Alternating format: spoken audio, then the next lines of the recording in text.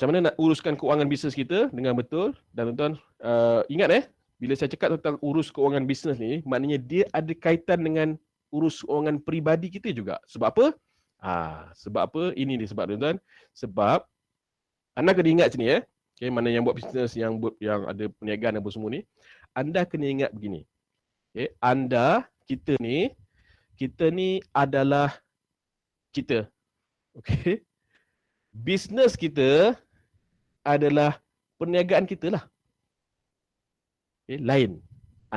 Kita adalah kita, bisnes adalah bisnes. Kita adalah pekerja kepada perniagaan kita. Itu anda kena pasangkan betul-betul. Kena pasak betul-betul dalam anda punya pemahaman, tuan-tuan. Okay.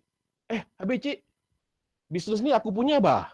Memang aku punya bisnes ni. Memang daftar perniagaan pun nama aku bah. Memang betul tahu. Okay. Tapi anda kena faham juga. Okay. Anda kena setkan, tuan-tuan.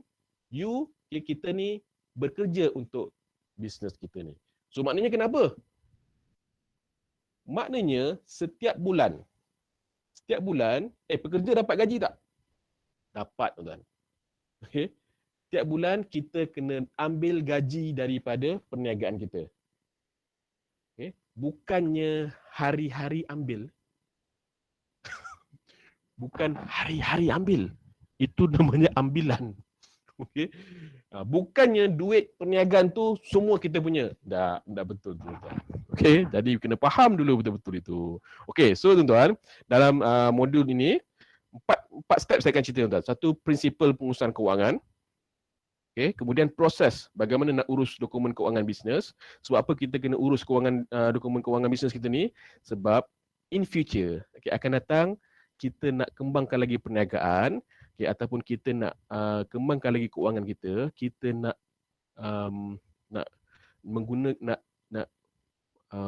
dapatkan bantuan daripada bank-bank ke ataupun financial provider untuk bantu kita untuk membeli hartanah. Sebab tu kita kena urus dokumen kita sebab bank-bank apa semua ni nak tengok benda ni. Okay. Kemudian ada 5 poin penting yang usahawan wajib tahu berkaitan dengan pengurusan kewangan. Okay. Dan last sekali, praktikal tentang kemahiran merekod. Tuan-tuan, ini mungkin kadang-kadang ada yang masih lagi terumbang-ambing bab-bab kemahiran merekod. Sebab apa? Mungkin juga yang baru-baru nak start berniaga, betul tak? Kalau sebelum ni tak berniaga, sebelum ni bekerja, tiba-tiba berlaku pandemik, baru nak start berniaga, tak ada buat rekod apa semua. Tuan-tuan, ini waktu untuk anda belajar lah. Okay, so jelas ini 4P lah. Modul ini dipanggil modul 4P. Principle, proses, poin penting dan juga praktikal. Okay. So, jom kita pergi kepada prinsipal asas. Sebelum kita break sekejap, tuan-tuan. Okay, prinsipal asas tentang pengurusan keuangan. Okay, saudara. Saya ada soalan. Okay, tuan-tuan, saya nak kita semua jawab soalan ni lah. Okay, ini berkaitan dengan prinsipal asas keuangan lah. Okay, more kepada keuangan perniagaan, keuangan bisnes. Ada persoalan, saya baru mulakan bisnes dan perlukan modal. Boleh ke minta dengan bank? Okey, tuan-tuan rasa boleh ke tak? Okey tuan-tuan jawapannya adalah kalau baru mulakan bisnes dan perlukan modal, jawapannya memang tak boleh lah. Cuba dulu mana tahu. Memang tak boleh tuan. At least berapa lama? At least 1 tahun. Okay. At least 1 tahun. Kalau dengan Agrobank, kita ada juga produk yang mana 6 bulan pun boleh juga. At least 6 bulan ada. Tapi yang 6 bulan ni, dia pembiayaan berkelompok. Macam amanah ikhtiar tu. Dia berkelompok 1 kumpulan 5 orang. Dekat Sabah ada banyak yang buat produk macam ni lah. Tapi kalau tanya dekat mana-mana bank, memang kalau projek baru nak mula, memang tak boleh lah tuan. So tuan-tuan, berapa lama? At least 1 tahun. Sebab tu, dalam tempoh setahun tu, dokumen kita kena cantik apa semua, duit keluar masuk kena ada, rekod apa semua kena ada, dan barulah bank akan nampak kita punya financial ni okey ke tidak. Okay. So yang kedua, saya daftar SSM Enterprise je ataupun saya daftar, ataupun kalau di Sabah daftar lesen perniagaan, okay, di PBT ataupun di majlis-majlis kan. Mana boleh mohon pembiayaan dengan bank? Kena ada senayan berhad. So jawapannya salah. Okay. Kalau dengan bank, Ada enterprise pun okey, ada lesen majlis majlis daerah pun okey dah. Lesen perniagaan yang kita bayar berapa ringgit tu? RM60 ke RM70 ke, betul tak? Pun okey. Boleh buat mohon untuk pembiayaan dengan bank.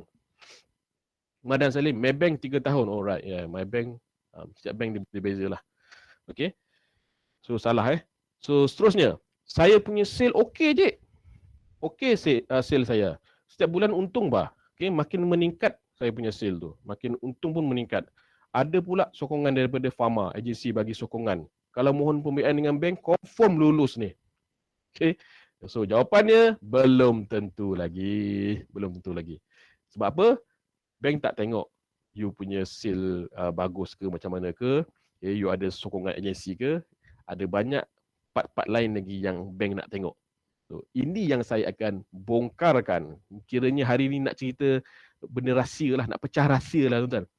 Bank nak tengok macam mana proses bank nak menilai kita punya kewangan ni. Saya nak share dengan, saya akan pecah rahsia hari ni. Okay. Sebenarnya saya ni usahawan kecil je cik. Buat projek pun di kampung, di Pitas sana tu. Okay. Di kawasan dalam lagi. Mana bank mau melayan saya. Okay. Janganlah macam tu. Okay. Agrobank ni kita layan anda mana-mana saja tuan. Okey, kalau dengan Agrobank lah. Okey. Dalam kami ada satu slogan tu dipanggil serve the unserved. Okay. Kami akan serve mereka-mereka yang tak dapat, yang susah nak dapat pembiayaan dengan bank-bank lain. So kita boleh lah. Muhammad Faizin, projek pertanian boleh lepas tak tuan? Boleh. Agrobank memang fokus kepada yang buat projek-projek pertanian, okay, sumber makanan. Cuma kalau salon, minta maaf lah salon kita tak bagi pembiayaan. Kalau buat projek pertanian, tanaman ke, ternakan ke, ternakan ayam, bela ikan, okay, tanam sayur, tanam durian, ladang sawit, okay, tanam cili, yes, Agrobank lah tempat dia. Tapi ada proses macam mana nak mohon tu, ada proses-proses dia lah. Okay, kecuali sumber makan ataupun buat produk penghasilan sumber makanan. Okay, buat pes ke, keropok ke, okay, bakery pun boleh, semua boleh. Yang berkaitan dengan sumber makanan. Ada kedai runcit pun boleh bah. Okay, sebab kita jual bahan makanan pun boleh juga. Okay. Cik Madan, kalau pembekal atau alatan pertanian, boleh ke tuan? Boleh. Yang sebab you jual produk ataupun alat-alat pertanian untuk pertanian gunakan. Ada setengah-setengah kawasan, okay, ada setengah kawasan, bengkel pun boleh juga. Bengkel jentera, bengkel kereta, bengkel lori, yang mana dia buat repair tu, repair kenderaan, repair motor untuk usaha untuk petani-petani di kawasan itu. Okay, ada setengah kawasan yang bank Agrobank pun boleh bagi pembiayaan untuk mereka-mereka ni. Cik Ahmad Alimuddin, geran Agropreneur ada tak Agrobank? Geran Agropreneur Muda tu di bawah Kementerian Pertanian. Okay, Agrobank sebagai tenaga mengajar saja, mengajar macam mana nak buat rancangan perniagaan apa semua tu. Tapi kelulusan apa semua tu semua melalui agensi di bawah Kementerian Pertanian lah. Macam mana syarat dia dan prosedurnya tuan? Yes, inilah cerita ni. Ini proses macam mana dokumen-dokumen yang kita perlu sediakan, yang bukan saja untuk buat permohonan dengan bank, tapi yang paling penting dokumen untuk kita uruskan nak bagi perniagaan kita ni proper. Okey, nampak profesional. Okey, so tuan-tuan.